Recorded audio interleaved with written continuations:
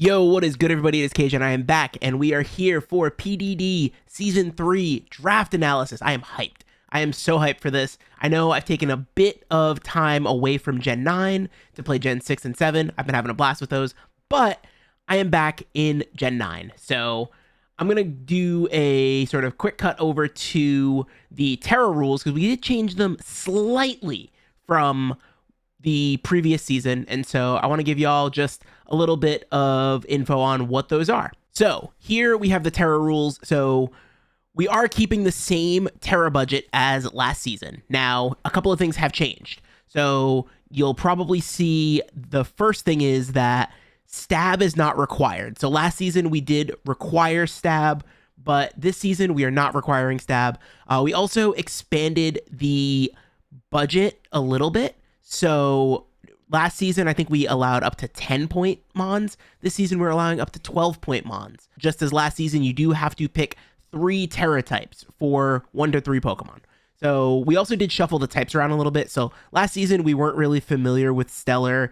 And honestly, it was silly. We probably should have just allowed it. But Stellar is 1 point. Psychic has also moved down from 2 points to 1 point. And Poison, which was a massive mistake on our part as admins, was 1 point last season. Now it is 2 points. The other thing is, because we expanded to 12 points, we actually moved normal up. So normal is now 3 points. That is the change to the Terra rules. So now let's jump into my squad. Time to play the game. Okay, so we are back, and I do want to just quickly apologize because I am sick. I was on vacation and got sick while I was on vacation, unfortunately. So if I'm a little short with words or I kind of stumble over my words or whatever, I really apologize. Before we get into this, I do want to say shout out to the homie CJ, who is also in the league. His link will be in the description, along with all of the other coaches in PDD this season. And honestly, I want to shout him out specifically because he hooked us up with all of the graphics that we have for this video. Without these graphics, I probably would not be doing a draft analysis, especially because I feel kind of crappy. But here we are anyway, we're doing this. Let's jump in. So we had pick 5, and I decided that I could have either ran it back with Iron Valiant like I did in Season 1, or pick this Mon that I think is just an absolutely incredible Mon. And I decided to go with the latter and pick up Great Tusk. I mean, let's be real. Great Tusk is a fantastic Mon. The booster energy sets are dope. The ability to set hazard, the ability to run rapid spin as a setup move that it really enjoys having is nice. Bulk up sets are great. And honestly, this thing is just, it's a demon. It hits so hard. It has very good physical bulk. It's very good HP. Like, it's just very, very good. And it is so versatile that it sets a draft up really well just by taking it early. So I'm looking forward to seeing what I can do with Great Tusk. It's a mon I've used before in a Showdown League, never on Wi-Fi. So yeah, that's where we are. Next, I wanted to get something that kind of helped Great Tusk sort of with bulky waters and also kind of with bulky grass types. And so I decided to go with Ogerpon-Wellspring. So the reason I went with Wellspring is because honestly, I wanted that water immunity. The water immunity was great, and it still has the tools to be able to kind of deal with grass types and stuff like that. So it's a water that has a water immunity and just hits really hard. It gives me a great speed tier with 110, gives me setup options, gives me pivot options, gives me another hazard setter. So I thought Ogerpon-Wellspring was great, and the added bonus is that no other masked Ogerpon can be drafted. So Cornerstone and Hearthflame are now off of the table. So that's kind of nice. Those mons are kind of obnoxious to deal with. Next, I wanted to make sure that I handled that grass typing that I was mentioning, because that can be really annoying, as well as getting a flying resist too. So I wanted to be able to basically have something that could handle flying types and these grass types that are going to really sort of give Ogerpon and Great Tusk a problem. So I decided to get them on. I have only used in very limited capacity, and that is Zapdos. I wanted Zapdos last season. I wasn't able to get it. And it's funny because I feel like I've used all of the other sort of electric flying type Pokemon, but Zapdos always seems to get taken right before I'm about to take it. It just like it slips right out of my grasp. I got it this time. Very excited. Zapdos is great.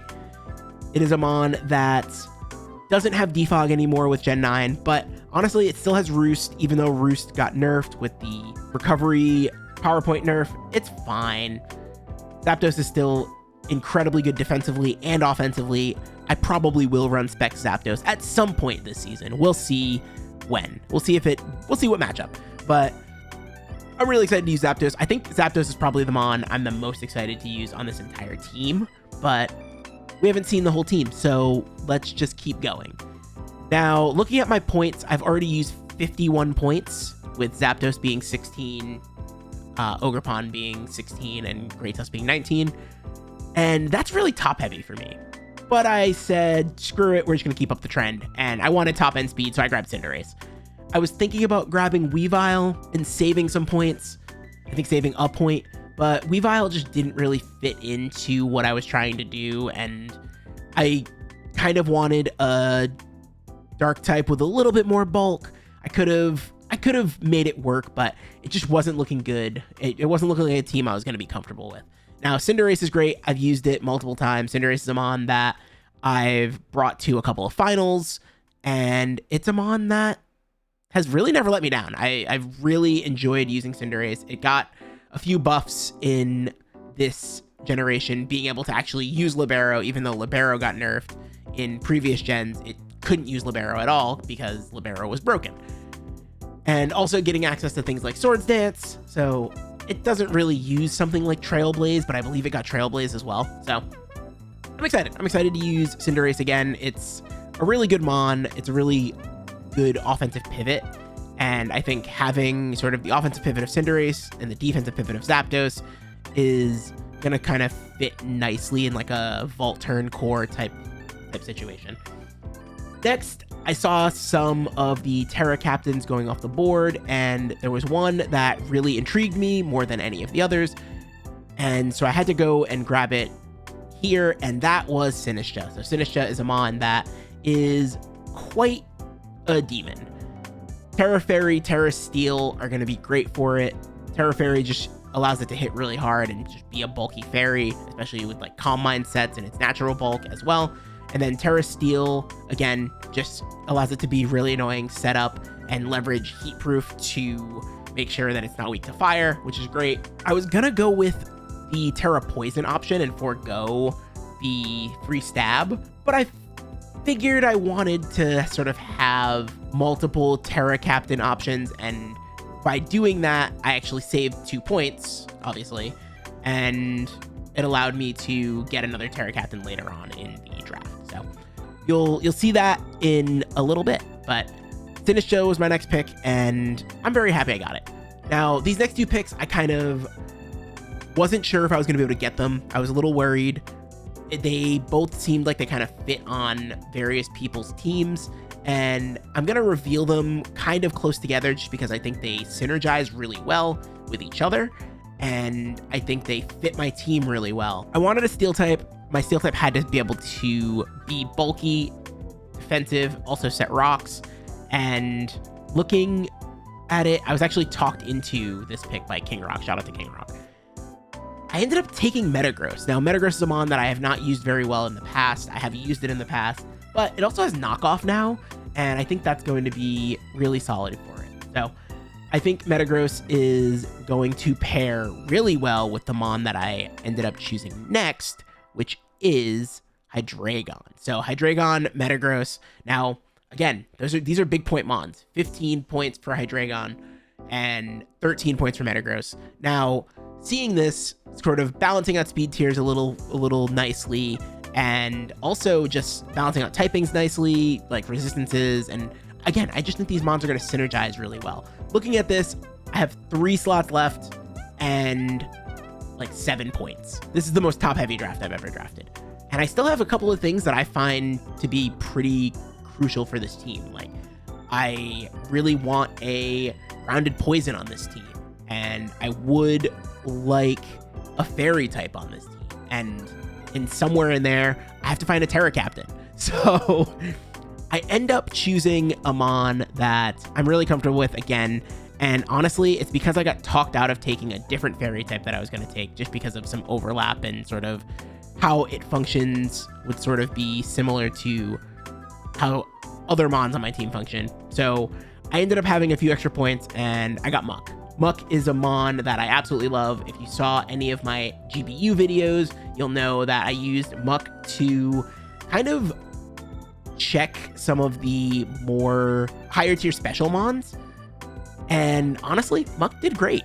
And it is another Mon that also got knockoff this gen. So another knockoff user, really nice to have like 4 of them to this point, I believe. Yeah, Tusk, Ogerpon, Metagross, and now Muck. Oh, and with talking about sort of things that different Mons got, Hydreigon also has rocks now, which is really nice. Like, so I'm looking at my team and I'm like, okay, I have 3 rockers and this is really nice. But I do think Muck is going to be great for the team. It also got access to T-Spikes this gen. So I have a T-Spiker now. I have a Spiker. Yeah. What I'm not feeling good about is we have 3 points. And I still need a fairy type. And I have to draft 2 more Mons. So we have 3 points for 2 Mons. And I got talked into taking Carbink. It has some cool niche sets. And I do think as a Terra captain, it will be pretty interesting. Like Terra Steel, Terra Fighting is going to be one that's pretty big for it. And then obviously Terra Fairy, removing the rock typing. And honestly, the rock typing is valuable for it just because it is another flying resist, which is nice. But overall, I think Carbink is going to be a Mon that will probably surprise me because it might look and actually do pretty well into some matchups, but I don't know how much it's actually going to come. I don't know. Maybe I'm a doubter. The Mon that I was going to take, that was going to be my fairy, was Alcremie. And who knows? Maybe I'll hate Carbink and switch things up. But Carbink is also a rocker and a spiker, which is pretty nice for my team. Again, just like having more hazard control is always nice, especially in a situation where I have a lot of knockoff users. So I'm going to be knocking off boots. Last but certainly not least, I wanted a bulky normal type, and I was looking at bulky normal types that had thick fat, especially because if I was going to be terraing them, I wanted them to be an answer to, say, a Chi-Yu or a Gouging Fire, or even something like a Iron Bundle. And so I ended up going with Munchlax. Now, Munchlax does have to hold a Violite to get the true bulk that it would have. But honestly, Munchlax with Terra Fairy or Terra Water are going to be able to check those Mons that I mentioned, right? I think Munchlax is going to be really good in a matchup. It's a 1-point Mon. I don't expect it to do super well. I really enjoy having Munchlax on the squad, and that is going to close out my team. So that is the team, and I want to thank y'all for hanging out, listening to me blabber on about these Mons. And yeah, let me know what you think in the comments below. I am really excited about this season of PDD. We have some awesome coaches. We had some coaches return and an influx of new coaches. It's really exciting. And yeah, it's going to be a great season. So please take a look at all of the coaches' channels in the description below. And there's no draft analysis that is sort of mandatory, but I know multiple coaches are going to be putting them up. So go take a look, see who has, go watch theirs. And a week from today will be the first upload for the regular season. So go check that out. We'll be doing Saturday uploads. Thank you, everybody. I'm going to head out, and I'll catch y'all next time. Peace.